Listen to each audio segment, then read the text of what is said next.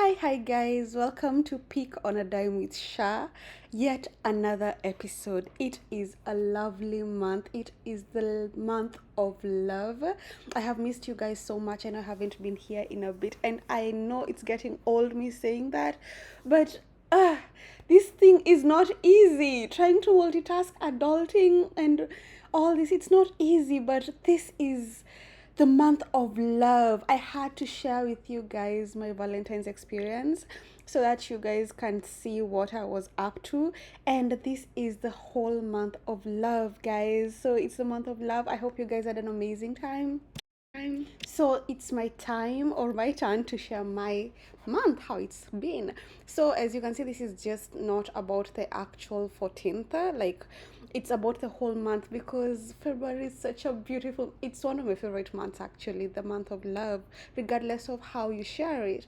So I always begin mine early. As you can see, I think this was on the first week of Valentine's. I already received my flowers and all that, but this was a little breakfast at a tiny Italian cafe, and I was so excited to find they had already decorated for Valentine's. It was so early. I had a very early morning appointment I had to go to. That's why I'm dressed like this. It's because it's still winter. Winter does not recognize Valentine's, so it was there in full swing. So my Valentine's started with seeing all these decorations and people being so excited about Valentine's. It got me in the mood, and what better experience than to have a cozy breakfast at a tiny cozy Italian restaurant that is celebrating love already. uh, I'm talking too much because I'm so excited just remembering it. But it was a really nice gem to discover. It is around my corner, and yet I had never seen it. So, yeah, but I do live at a very busy place. If you have been to Midtown, you know. So, Midtown has so many restaurants, it's so easy to just bypass these places and not see them. But I was so happy to discover this one on the first week of Valentine's. So that was the beginning beginning of Valentine's, guys, and of course that put me in the mood. This is me just jamming to an African song, not African per se. I am Kikuyu. A Kikuyu song. All my Kikuyu people, my Murema people, I hope you know this song. I love this song so much. And you guys know, if you are in the mood, if you're in the mood of love, or you're just in that nice mood, such songs just hit. So please just vibe with me as I try to sing along to this song. I'm talking too much instead of letting you guys hear the song. Okay, here goes the song.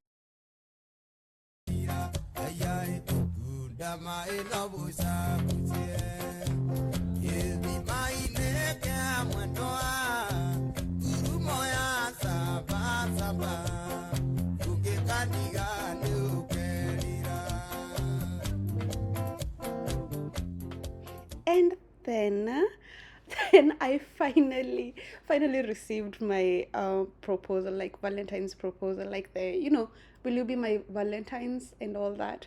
I'm mushy like that, I'm corny like that. I still love these things. It doesn't matter if you're in a relationship or not. It doesn't matter if you've been married for 10 years or not. Still ask your person to be your Valentine, because you never know. Ask them to be your Valentine. So I was so excited to get this package. Uh, it just set the rest of my mood. I was already in that mood the whole month, but this was just it for me. I received this package, and now I'm going to unbox it for you. As you can see, I was just not ready to do a video, but it was just too exciting for me to pass by. So let's see what I got. Did I say pass by? I meant pass on. Yeah, so here we go. So, so I got the normal, I got the flowers, 12 long stems, of course, rose flowers. I love red. I got the calories in every brand, as you can see there. But the highlight of this was I got a plane ticket. That is me opening it right there. I was confused, but at first I was excited by the fact that I just saw the name of the airline. That was it for me. It got me really excited just seeing the name of the airline. So I just had to read through the details. So reading through the details is when I discovered that this was me being asked to go for a mini vacation for Valentine's, and it was ah I mean, you can just see my reaction. That's enough. Yeah. So yeah, it was an invitation for a mini vacation for Valentine's, and this was a couple of days to Valentine's. So you can imagine just how excited I was all the days to that vacation. And you girls know how we get when you know you're about to go on vacation.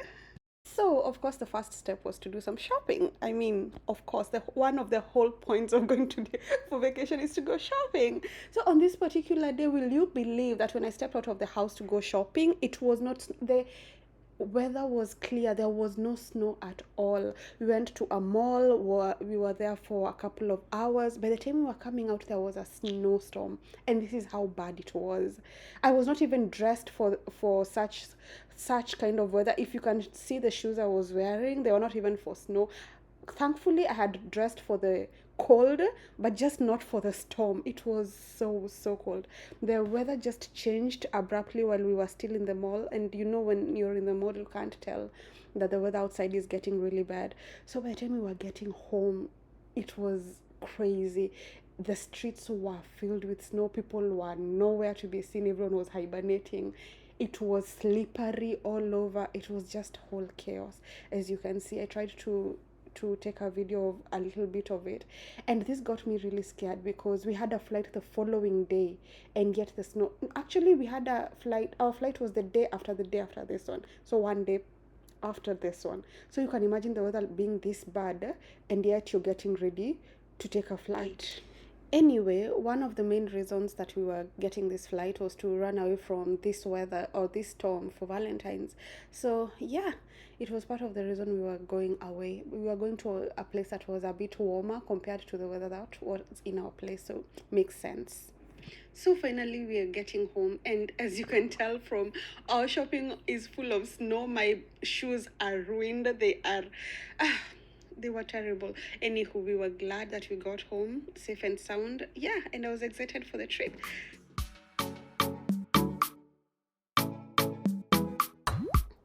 So, guys, here's a bit of story time about how that flight went, because this is where the whole gist is at. So, thank God I recorded this whole part. So, this was us. This was on the day of the trip. This is us on our way to the airport. This flight was supposed to be at 6 a.m. 6:30 a.m. I think it was at 6 a.m. So like the our day was supposed to begin at 6 a.m. This is the day of the flight. Please allow yourself to be distracted by the snow that is all over the place, because that is what is going to tell you why we went through everything that we did on this day. Because, guys, I will tell you. Wow, okay. Let's start the story. So, as you can see, that is welcome, bienvenue to Air Canada. So, we are nearing the airport, but this is just a montage. It's not a montage, but it's just a nice video of the airport before we get there, right? So guys, like I said, the flight was supposed to be at 6:30 a.m. And then tell me why on the day before we get an alert that the flight has been delayed because of the storm. As you can see from this video, the weather was horrible. The storm was getting worse and worse by the minute. And I think they had probably not foreseen it in time. I don't know, because why else would they allow us to take such an early ticket with the storm looking like this, or with the weather looking like this? So the airport, okay, we received an alert letting us know that because of the storm our flight would be delayed. So of course we called, and immediately they allowed us to schedule the next available flight, and we took the next available flight, only for us to receive another alert that night. that night telling us it would be delayed again. So by the end of the night, we knew our flight was going to be at 11. So it had now been moved from 6 to 11 a.m. So instead of waking up at 5 or 4 as I had planned, we ended up waking up at a regular hour, got ready slowly, took our time. We knew we needed to be at the airport 2 hours earlier, and that's exactly what we did. We were at the airport early enough, 2 hours earlier. So tell me why we get to the airport and this is the queue we find at the airport. I tell you, have you ever seen a queue that is longer than what can I liken it to? If you're from Kenya, you know the queues that you take when you're going for leave alone the ones for the matatus, leave alone the ones at archives at 5 p.m. on a weekday, leave alone the ones at the passport center when you're going to apply for passport or pick up your passport. The queue had over 1,000 people and we are at the airport. And this is the first checking in queue. Mind you, you have not done anything. This is the first checking in security queue, and you know you can't do anything unless you're past security. And these are flights for people from all over the world. People are flying all over the world. Turns out not only our flight was delayed, all the flights were delayed. So like bumper to bumper, bumper to bumper. Some of the people we were on the queue with are people who had been there for like 3 hours. Their flights had been delayed for like 4 hours. For them, they knew they were there like 5 hours earlier or so. And there we were thinking 2 hours was enough. My goodness. Can you feel my heart attack right now? Can you feel what I'm feeling right now?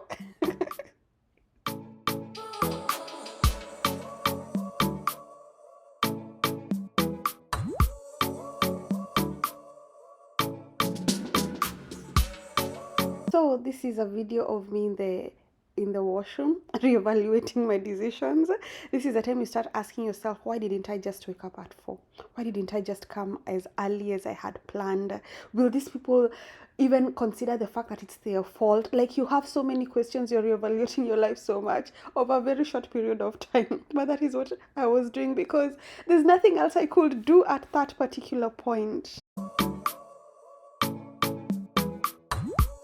So, while on this long TQ, while on this queue, and you're just reevaluating your life and you're following people and you keep picking, wondering what's going on, you get to find out that turns out there have been system issues because of the storm. The people who were supposed to show up didn't show up because of one, two, three, like so many excuses for why there were so many delays. But point was, the queue was so long, but your boarding time is still there. So the only peace of mind that we got was that every couple of minutes we got an alert telling us our flight was delayed by 30 more minutes. And then you'd get another alert, it has been delayed by another 30 minutes. So we ended up being on that queue for about 3 hours, 3 to 4 hours, the same queue. And yet they kept delaying it again and again for 30 minutes. So tell me why. When we're just about to be checked, when we're just about to get past the security, we realize that they are no longer sending us those alerts. And then you check your schedule, you check because you can check your flight number, and you see that your plane is taking off. You are literally, I was literally, can you believe you were literally about 15 minutes to the boarding gate because we were just going through the check. And then you get there and your bag is flagged. My bag was flagged because my makeup bag had something sharp in it, something to do my eyebrows with. So it had been flagged. And you know, when something is flagged, it takes extra time for them to go through it just to confirm that it's not something that you shouldn't be having. So that ended up even delaying us more.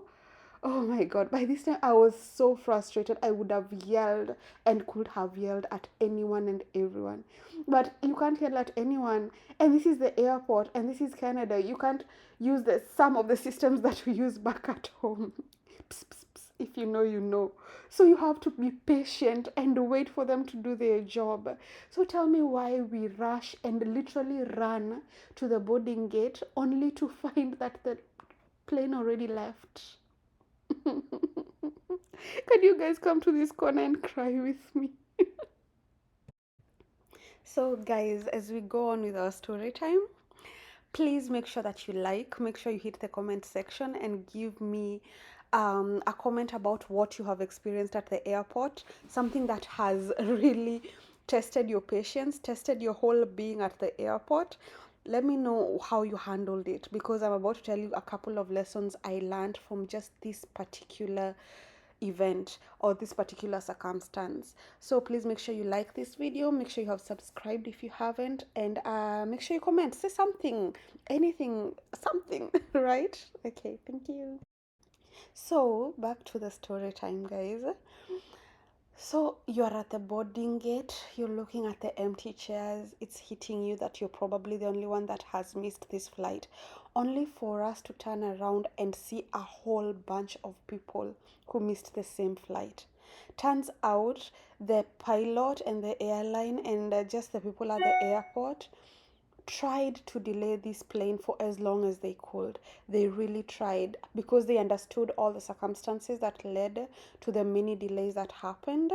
So they really tried to delay the plane from before it actually had to take off. But of course, they have schedules, and they knew they were also delaying others, as you can imagine. So eventually, they just couldn't delay it any longer.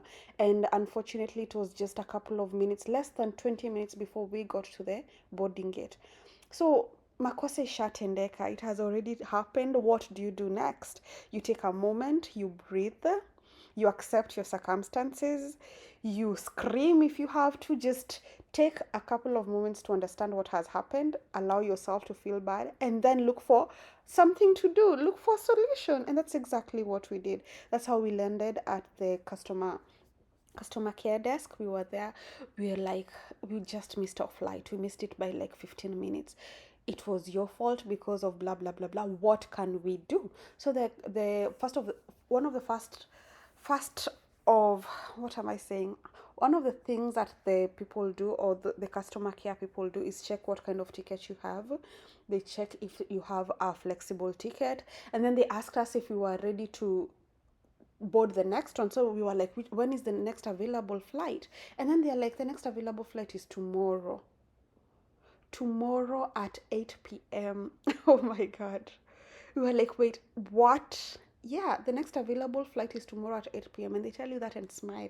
Would you like us to book that flight for you? And then we are like, no. If we travel tomorrow at 8 p.m., there will be no point of us traveling. All our plans are for tomorrow from morning to evening. They are plans we cannot postpone. They are plans we cannot cancel. We will lose all the money we have already spent buying all these tickets. So we have to get on that flight today. And then the madam is like, I'm sorry, but the only available flight is the one I've told you, that is tomorrow at 8 p.m. But here's what I can do for you. Because of your ticket, I can give you a standby ticket. Would you like a standby ticket? And then we're like, what exactly is a standby ticket?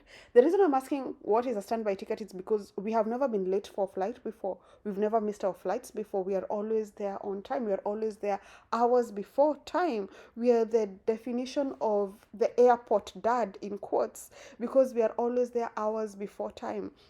So we're like, what is a standby ticket?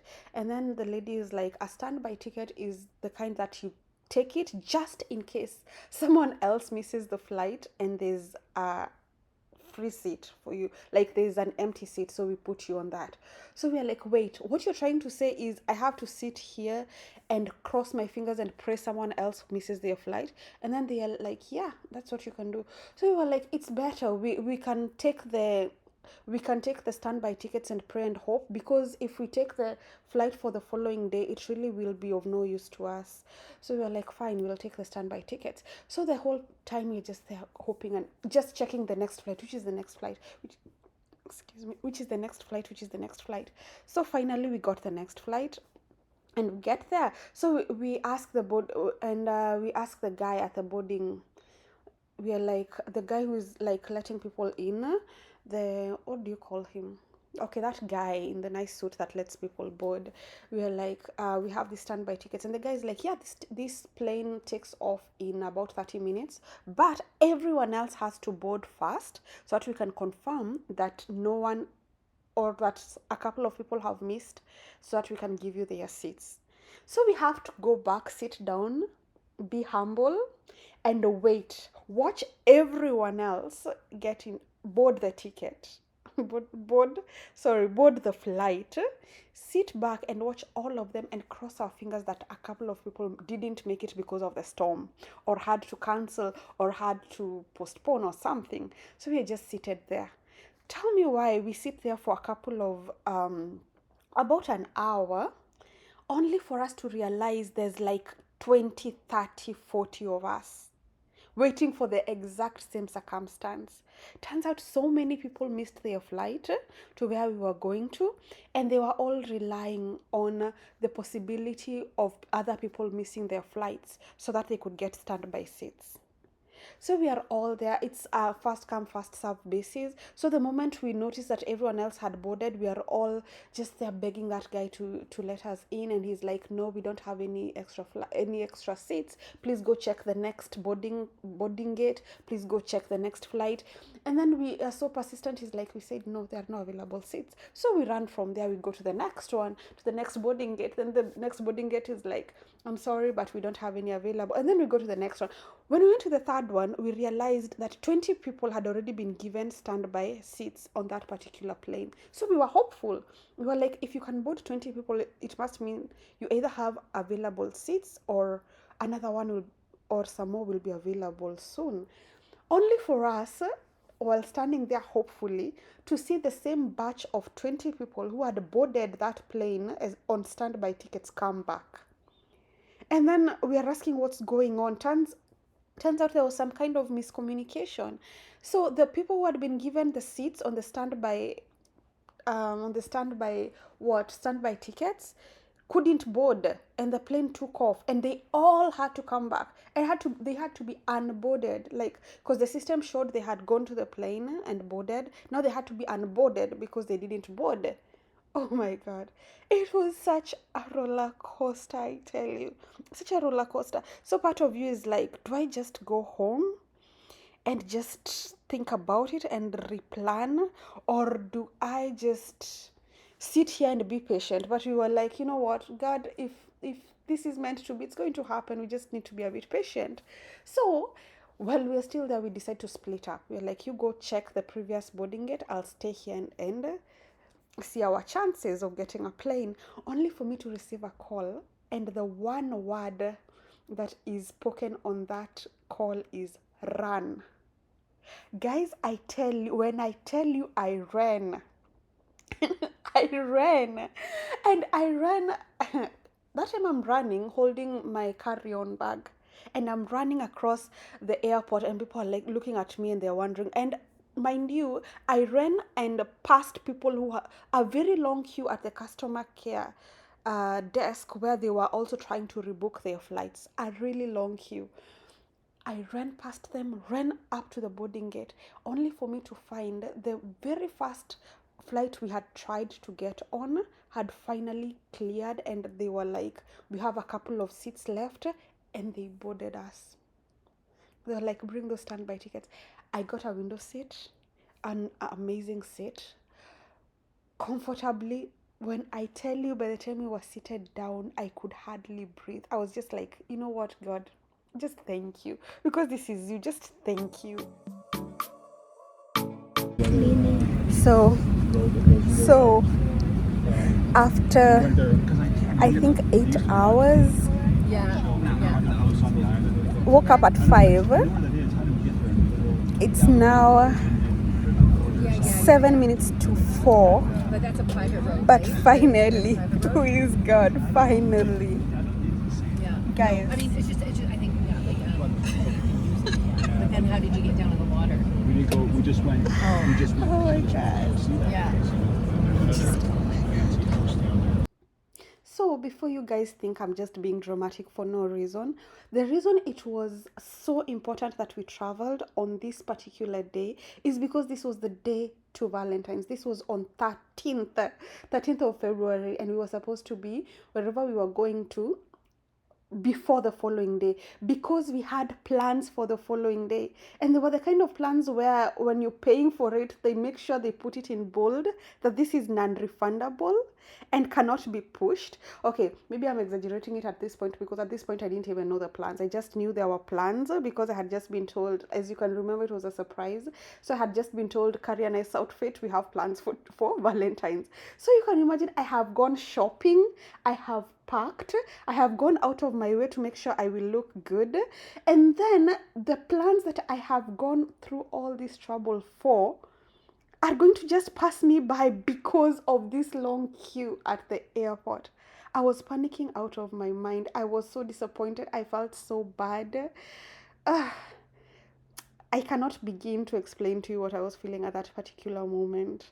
Thinking back right now, I'm just like, I should have just woken up at 4 a.m. I should have just woken up at 5 a.m. I should have just been at the airport 5 hours earlier.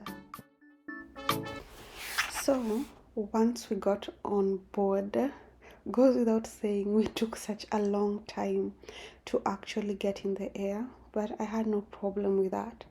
My point was, or the main concern was, that we were finally on board and my heart could rest.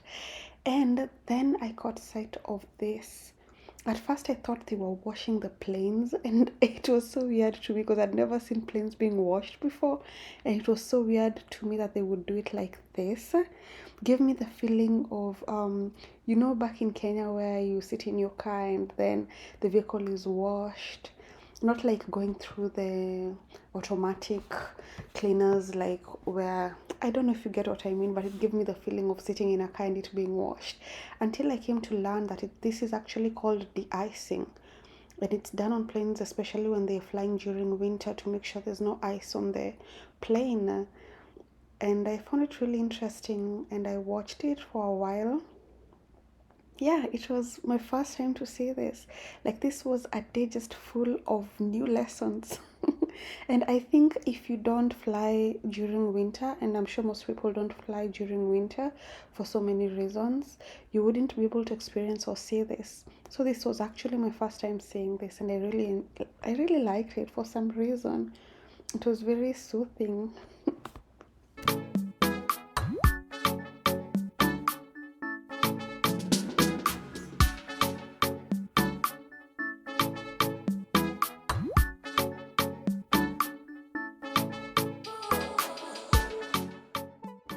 But guys, that's the story of how I missed my flight. And because of that, I have learned so many lessons. I will never miss my flight again, because that is a kind of, no, that is a kind of exercise I'm not ready to do, not again. But it was an amazing experience, and it made being on that plane so much more worth it, so much more worth my while. Like, I appreciated it way more, because then I felt this was actually a blessed flight, because God made it happen. Even when I thought it was not going to happen, God actually made it happen. So it made me even more optimistic and excited about the trip, because now I felt God was in control and God had made sure it was going to happen. So that's the story time of how I missed my flight, guys. I hope I did it justice, because it cannot begin to explain. I cannot begin to even pour out here the amount of adrenaline I felt and what I went through that day. But the lessons were learned. The flight was boarded. Oh my goodness, guys. Just look at that view. I mean, I know snow has its disadvantages and all, but my goodness, doesn't that look so beautiful? But no sooner had I watched it for just a couple of minutes and actually caught a glimpse of this, than I blacked out. Oh, wait. Oh, yes, and I also managed to stay up long enough to catch the sunset. Ugh, I love sunsets, especially during a especially during a flight, and I thoroughly enjoyed this one because of how exhausted I was. But just as soon as I was done with these photos, I blacked out, like totally blacked out. When I tell you I was tired, I'm not even exaggerating.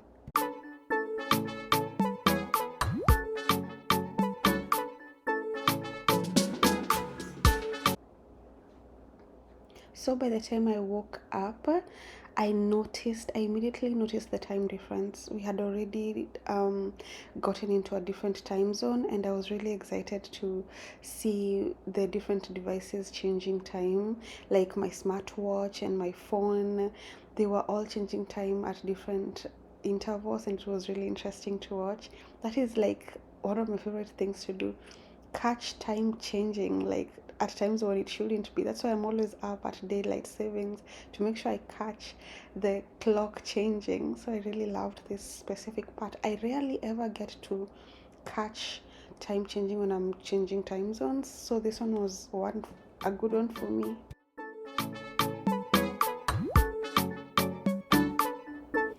Also goes without saying that we were given a couple of snacks. Since it was not an international flight, they don't really give you food, but I think they felt they owed us at least snacks and drinks. They also had lots of hot drinks because I'm sure they knew we had gone through a lot during this day. So, yeah, that was nice and thoughtful of them.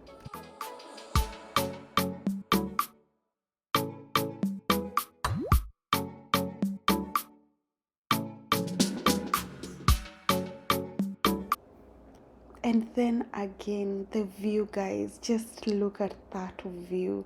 So, this is the aerial view of British Columbia, and that is Vancouver to be more specific. And is it not magnificent, guys?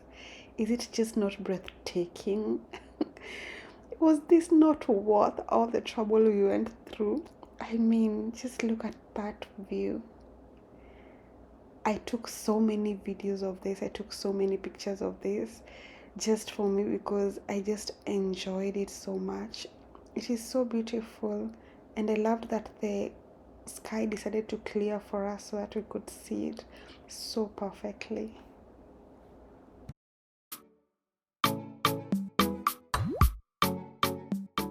So guys, here are a few more videos for you to watch as we land.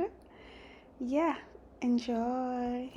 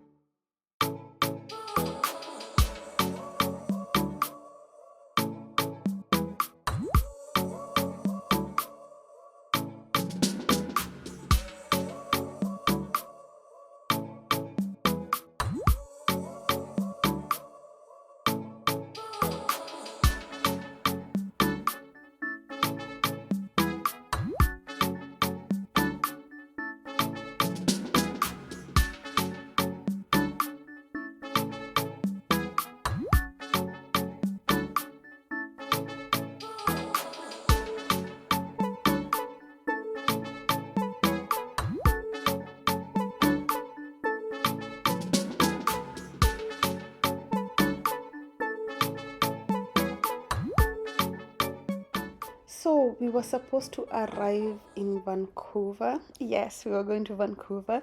We were supposed to arrive in Vancouver at around 11 a.m. Ended up arriving at around 8 p.m. But still grateful that we did get to arrive because with all the tons of events, with everything that had happened, it had seemed unlikely we would make it. But by the grace of God, we had a safe flight, no turbulence. Despite the storm, we arrived safely, extremely exhausted. But safely nonetheless.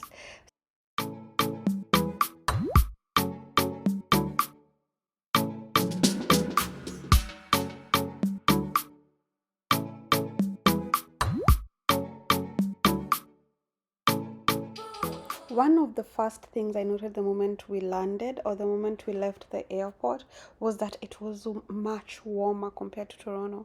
And of course, Vancouver is way warmer. It's actually the warmest place in Canada if you compare all the provinces. So, yeah, that's Vancouver in British Columbia. So I was so happy to feel the warmth. It was, of course, it's still winter. Even then, they had experienced snow for the first time in a long time, but it was still warmer compared to where we had come from. So, yeah. And one of my first impressions was how beautiful it was. It was really beautiful. I loved it. It gave me a warm feeling.